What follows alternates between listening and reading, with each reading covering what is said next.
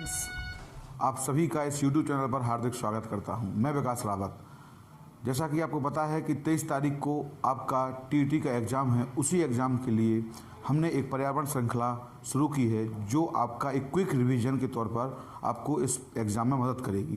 तो सबसे पहले समय व्यर्थ ना करते हुए आज हम लोग कुछ महत्वपूर्ण सेगमेंट के साथ इस वीडियो में उपलब्ध हुए हैं।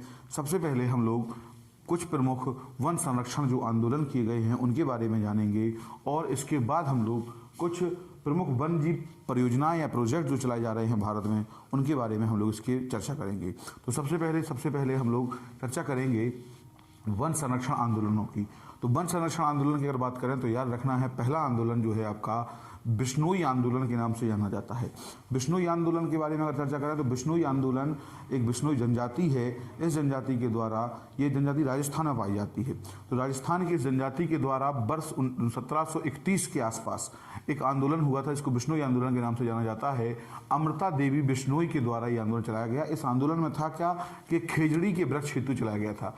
खेजड़ी के जो हरे वृक्ष थे उनके लिए मुख्य रूप से चलाया गया था। याद रखना है ये बिश्नोई समाज वही है जो सलमान खान के साथ विवाद हुआ था चिंकारा को लेकर। चिंकारा जो उन्होंने मार दी थी हम साथ साथ है मूवी में, ये बिश्नोई समाज ने ही उन पर आरोप लगाए थे क्योंकि बिश्नोई समाज का वो एक धार्मिक सिंबॉलिक बना हुआ है वो हिरण। तो याद रखना है काला हिरण जो है बिश्नोई समाज का है। तो बिश्नोई आंदोलन 1731 में खेजड़ी के वृक्षों हेतु चलाया गया था और ये अमृता बिश्नोई इसमें लीड रोल में रही थी। अमृता बिश्नोई के नेतृत्व में ये आंदोलन चलाया था। तो 1731 में पुराना आंदोलन है, 1731 के आसपास का ये आंदोलन है। तो याद रखना है बिश्नोई आंदोलन राजस्थान और अमृता देवी बिश्नोई इससे संबंधित हैं। दूसरा आंदोलन चर्चा करें चिपको आंदोलन। बड़ा ही फेमस आंदोलन है, आप लोग सुना होगा चिपको आंदोलन। याद रखना है ये उत्तराखंड का है। कहाँ का है? इसको हमने शॉर्ट में यूके लिखा है, आपको याद रखना है उत्तराखंड का है। लगभग 70 से 73 के आसपास के दौरान चिपको आंदोलन चलाया गया था। और याद रखना है चिपको आंदोलन के जो शीर्ष नेता थे उनमें पहला नाम आता है सुंदर लाल बहुगुणा का। याद रखना है क्या नाम है? सुंदर लाल बहुगुणा। काफ़ी फेमस नाम है सुंदर लाल बहुगुणा का। तो याद रखना है सुंदर लाल बहुगुणा जी जो थे वो चिपको आंदोलन के लीड रोल में थे। इनके साथ ही गौरा देवी एवं चंडी प्रसाद। तो ये तीन नाम आपको याद रखना है चिपको आंदोलन में। सबसे पहले सुंदर लाल बहुगुणा, गौरा देवी एवं चंडी प्रसाद के द्वारा चिपको आंदोलन चलाया गया। आगे चर्चा करें चिपको आंदोलन कब हुआ था तो लगभग 1973 के आसपास हुआ था। ये वृक्ष संरक्षण हेतु किया गया था। यहाँ पे क्या होता था, लोगों ने वृक्षों की कटाई को रोकने के लिए वृक्षों से सट जाते थे, वृक्षों से चिपक जाते थे। इसी कारण इस आंदोलन को चिपको आंदोलन के नाम से भी हम लोग जानते हैं।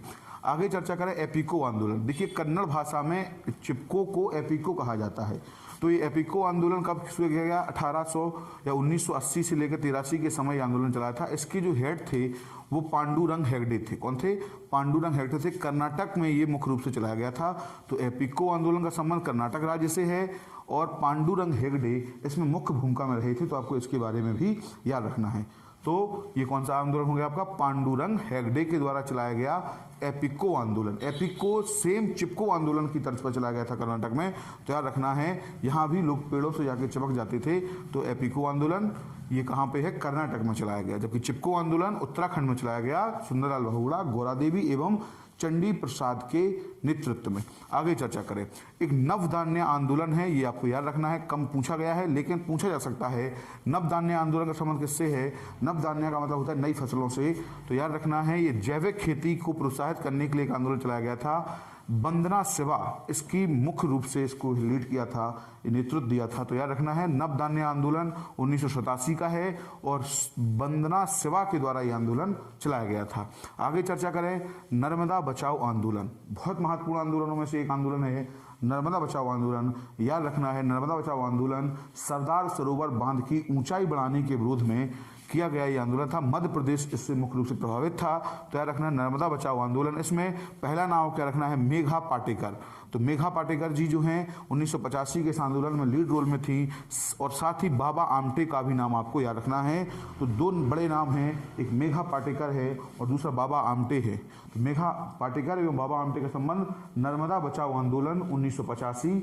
और जो आंदोलन क्यों किया गया था? तो सरदार सरोवर बांध की ऊंचाई को बढ़ाए जाने के विरोध में ये किया गया था। तो सरदार सरोवर बांध कहाँ पे है ये आप हमें कमेंट बॉक्स में बताएंगे और किस नदी पे है ये भी आप हमें कमेंट बॉक्स में बताएंगे। तो इस तरीके से ये कुछ महत्वपूर्ण आंदोलन हुए जिसमें हमने सबसे पहले बिश्नोई आंदोलन, चिपको आंदोलन, एपिको आंदोलन, नवधान्य आंदोलन एवं नर्मदा बचाओ आंदोलन की क्या की, चर्चा की।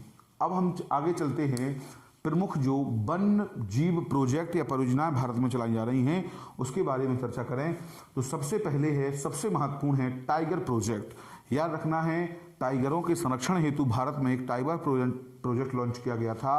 और कब किया गया, तो 1973 में। 1973 में टाइगर प्रोजेक्ट शुरू किया गया था, तो इसके बारे में भी आपको याद रखना है। आगे अगर हम चर्चा करें तो टाइगर प्रोजेक्ट के बाद आता है एशियाई सिंह या इसको गिर सिंह प्रोजेक्ट।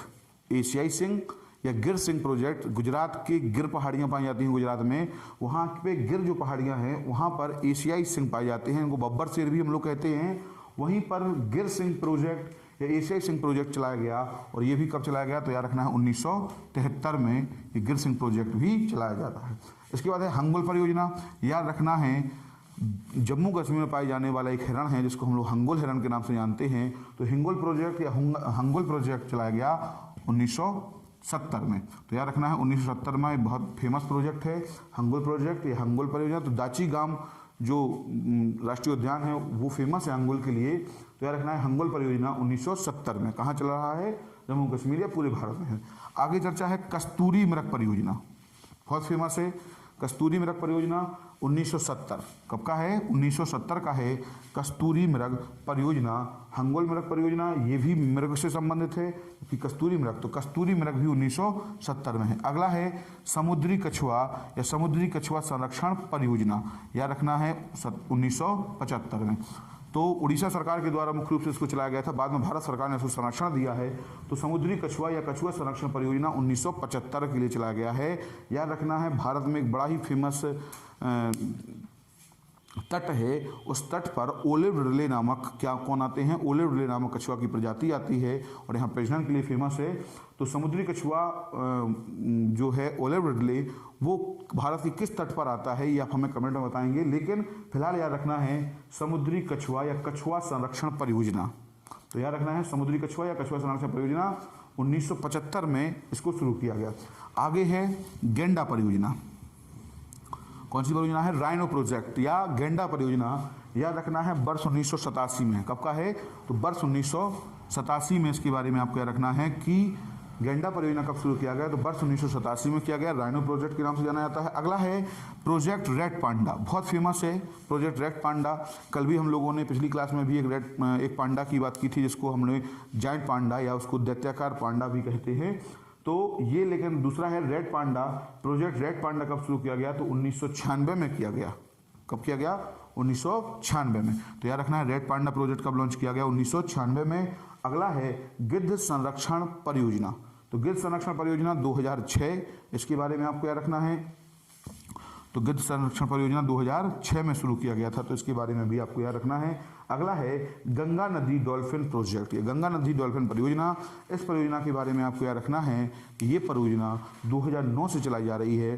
तो इस तरीके से ये आपकी परियोजना हो गई है टाइगर प्रोजेक्ट, एशियाई सिंह प्रोजेक्ट, हंगोल परियोजना, कस्तूरी मृग परियोजना, समुद्री कछुआ परियोजना, गेंडा परियोजना, रेड पांडा और इन जैसी सभी महत्वपूर्ण जानकारी, ये वाली जिसमें हमने वन आंदोलनों को पढ़ा था, ये सभी आपके लिए परीक्षा की दृष्टि से बहुत महत्वपूर्ण है।